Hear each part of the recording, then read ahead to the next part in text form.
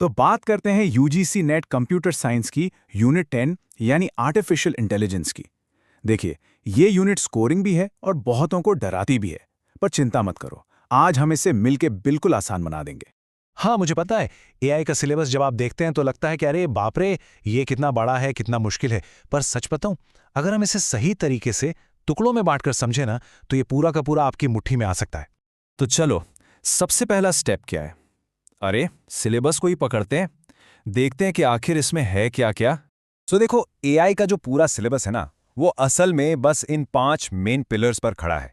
AI के basics, knowledge को कैसे रिप्रेजेंट करें, प्लानिंग, एनएलपी और हाँ, सॉफ्ट कंप्यूटिंग। अब बताओ, जब इसको ऐसे देखते हैं तो उतना डरावना नहीं लगता है ना? बिल्कुल नहीं। ठीक है, तो सिलेबस तो देख लिया, पर एक बात समझो, सिर्फ थ्योरी रटने से तो काम नहीं चलेगा। असली खेल तो ये समझने का है कि जो पेपर सेट कर रहा है वो इन टॉपिक से सवाल पूछता कैसे है। तो सबसे पहले बात करते हैं ह्यूरिस्टिक सर्च की। देखो, इसे ऐसे समझो, ये एक स्मार्ट सर्च है। मतलब ये हर गली में भटकने के बजाय कुछ अंदाजा, कुछ इंट्यूशन लगाकर शॉर्टकट से मंजिल तक पहुंचने की कोशिश करती है। ए स्टार और बेस्ट फर्स्ट सर्च इसके सबसे फेमस एग्जाम्पल्स हैं। और ये देखिए, मैं हवा में बात नहीं कर रहा। ये यूजीसी नेट दिसंबर 2023 का एकदम असली सवाल है। यहाँ क्या किया है, सीधे सीधे आपको अलग अलग सर्च टेक्निक्स को उनकी डेफिनेशन से मैच करने को कहा है। तो क्या समझ में आया? कॉन्सेप्ट क्लियर होना चाहिए, रट्टा नहीं। चलो, अब आते हैं उस टॉपिक पर जो एग्जामिनर का फेवरेट है, मशीन लर्निंग। और इसमें भी खासतौर पर सुपरवाइज्ड, अनसुपरवाइज्ड लर्निंग और न्यूरल नेटवर्क्स। यहाँ से सवाल तो मान के चलो पक्का ही आता है। देखो, इन दोनों में फर्क बिल्कुल सीधा साधा है। सुपरवाइज लर्निंग में क्या होता है, हमारे पास पहले से लेबल्ड डेटा होता है, मतलब हमें सही जवाब पता होता है, जैसे एक टीचर बच्चे को सिखाता है। और अनसुपरवाइज लर्निंग में वहाँ एल्गोरिदम को बस कच्चा डेटा दे दिया जाता है और वो खुद ही उसमें से पैटर्न या ग्रुप्स ढूंढता है, बिना किसी मदद के, जैसा सेल्फ ऑर्गेनाइजिंग मैप्स करते हैं। हाँ, तो ये जो सेल्फ ऑर्गेनाइजिंग मैप या एसओएम है ना, ये इसी अनसुपरवाइज लर्निंग का एक जबरदस्त उदाहरण है। इसका मेन काम पता है क्या है? बहुत सारे उलझे हुए हाई डायमेंशनल डेटा को पकड़कर उसे एक सिंपल से 2D मैप पर दिखा देना, ताकि हमें पैटर्न आसानी से दिख जाएं। और बस यही इसकी पहचान है कि ये एक अनसुपरवाइज तकनीक है। और एग्जाम में सवाल बिल्कुल इसी तरह से फ्रेम होता है। आपको बस ये पहचानना होता है कि कौन सा मॉडल किस कैटेगरी में आता है। जैसे ही आपको याद आता है कि अरे, एसओएम तो अनसुपरवाइज्ड है, बस आपको अपना जवाब मिल गया। मतलब सिर्फ ये क्लासिफिकेशन पता होना ही आधी जंग जीत लेने जैसा है। और हाँ, ये न्यूरल नेटवर्क सिर्फ किताबों की थ्योरी नहीं है। आज आप एनएलपी देख लो, इमेज रिकग्निशन या फिर स्पीच रिकग्निशन, ये हर जगह इस्तेमाल हो रहे हैं। इसीलिए इनके एप्लीकेशन एरिया पर भी सीधे सीधे सवाल बनते हैं। चलो, अब बात करते हैं दो और बहुत ही पावरफुल टूल्स की, जेनेटिक एल्गोरिदम और फिजी सेट्स। हाँ, नाम थोड़े भारी भरकम लग सकते हैं, पर इनका काम बहुत सीधा है। जेनेटिक एल्गोरिदम का काम है बेस्ट सॉल्यूशन ढूंढना, और फजी सेट्स का काम है शायद और थोड़ा बहुत जैसी अनसर्टेनिटी से निपटना।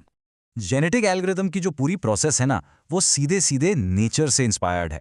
सबसे पहले हम प्रॉब्लम को एक क्रोमोसोम के रूप में लिखते हैं, फिर हर सोल्यूशन की फिटनेस चेक करते हैं, मतलब कौन कितना अच्छा है।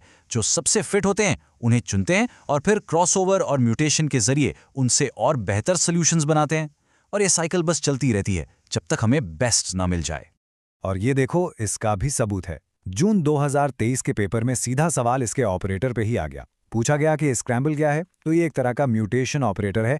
इससे क्या पता चलता है कि आपको इस प्रोसेस का हर एक स्टेप, हर एक ऑपरेटर पता होना चाहिए। अब जरा फजी सेट्स को समझो।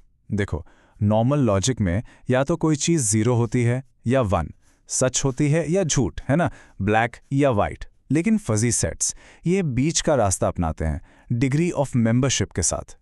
जब हम कहते हैं कि चाय थोड़ी गर्म है, तो ये थोड़ी कितनी, 0.6, 0.7, इसी चीज़ को फजी लॉजिक हैंडल करता है। और ये रहा एक और सबूत।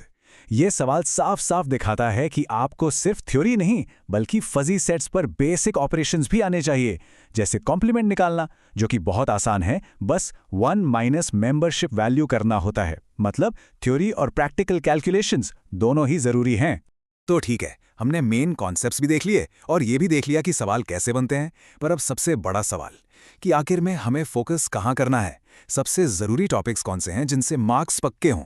तो ये है आपकी final hit list. Search techniques, खासकर ए स्टार और बेस्ट फर्स्ट, सुपरवाइज्ड और अनसुपरवाइज्ड का फर्क, ANN के अलग-अलग आर्किटेक्चर, जेनेटिक एल्गोरिदम के सारे ऑपरेटर्स और फजी सेट के बेसिक ऑपरेशंस, इन पर अपनी पकड़ एकदम मजबूत कर लो and you are good to go. आप ज़्यादातर सवालों के लिए तैयार हो।